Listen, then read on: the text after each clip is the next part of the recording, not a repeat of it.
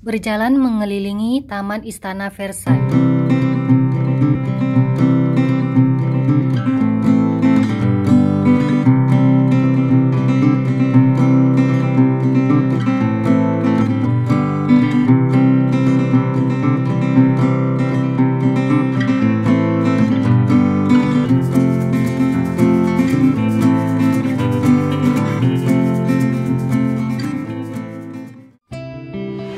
Kota Versailles yang sangat terkenal itu. Kota Paris ke Versailles adalah 30 menit.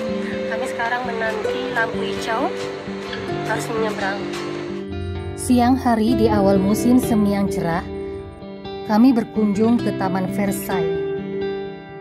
Kota Versailles ini walaupun kecil, tapi kelihatan bersih, rapi, dan enak dilihat mata. Kami harus berjalan kaki kira-kira 15 menit dari parkiran ke gerbang pintu Istana Versailles. Toko aksesoris berjajar rapi dan siap menyambut pembeli dengan ramah.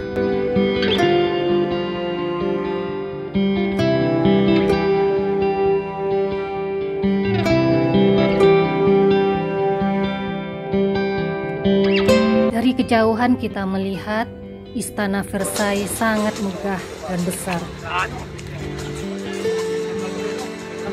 Ini masih merah. Mungkin bukan saya saja yang memimpikan sebuah rumah dengan halaman yang luas, dengan kebun yang bisa ditanami berbagai bunga dan pohon. Ada banyak orang yang mungkin bercita-cita sama. Raja Louis XIV adalah salah satunya. Selama menduduki takhta tertinggi di Prancis, ia mengabdikan hidupnya untuk membangun taman di Istana Versailles, Château de Versailles. Kita lihat pintu gerbang Istana Versailles, emas. Sangat megah, bukan?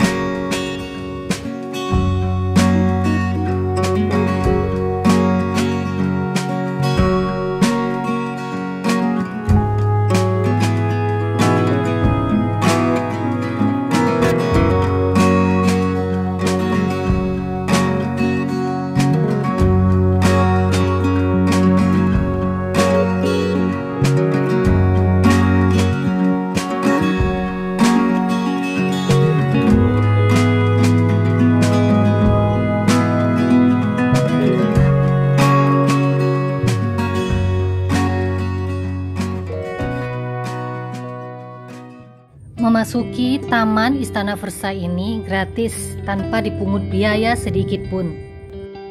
Mau piknik, olahraga, atau main di taman ini setiap hari secara gratis bisa.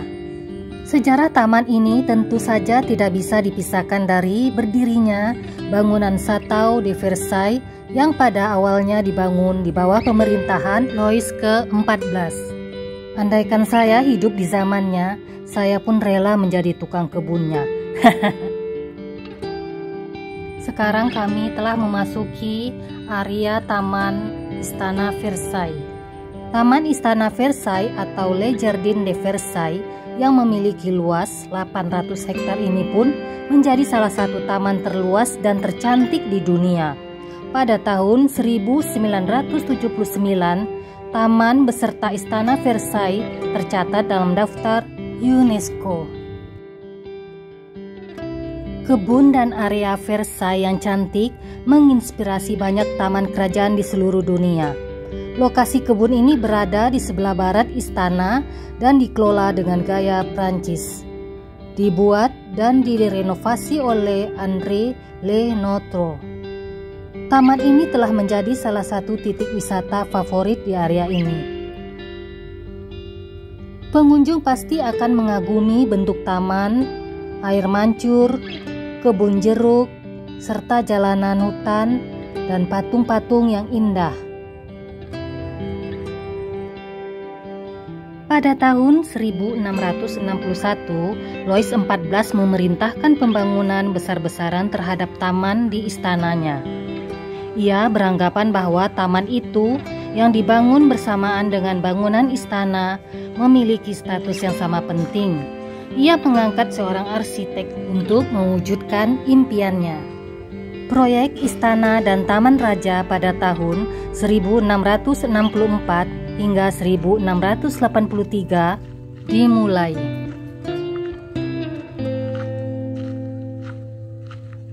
Pada masa raja yang bergelar Louis the Great ini tercatat banyak sekali tamannya yang ada air mancur dan taman kecil yang dibangun.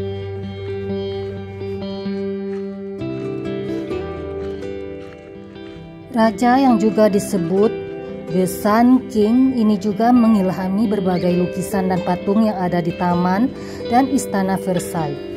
Lambang matahari dan patung Apollo di sana merupakan penyimbolan diri sang raja. Wajar saja apabila ia begitu dielu-elukan. Louis IV ini adalah raja yang menduduki takhta terlama dalam sejarah kerajaan di Prancis dan Eropa, yaitu 72 tahun 100 hari.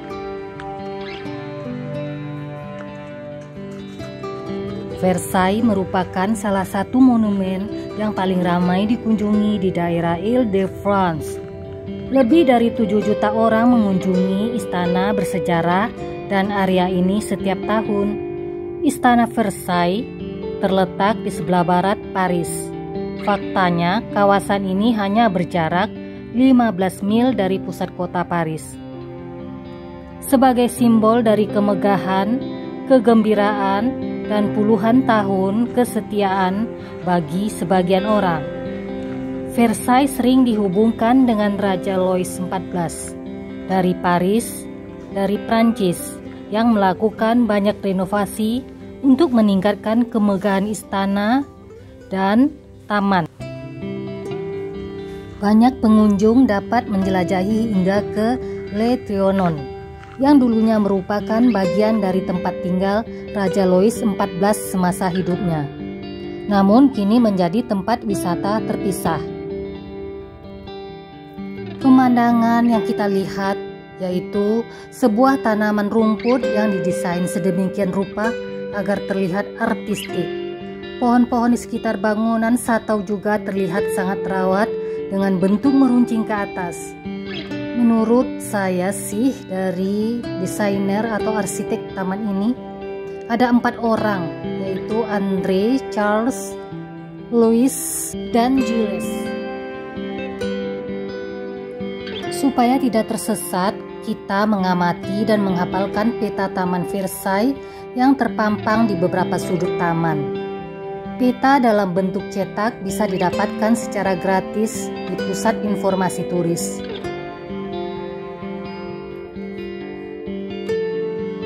Di area ini kita bisa melihat 50 kolam dan air mancur serta 22 tanaman-tanaman kecil dengan desain berbeda-beda tersebar di komplek Versailles ini.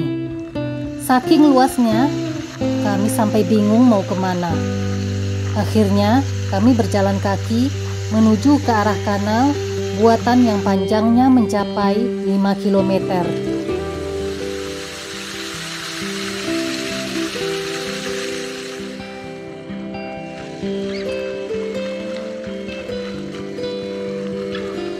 Di sini juga kita bisa bermain perahu menyusuri kanal. Wah, ternyata bisa berperahu juga di kanal ini.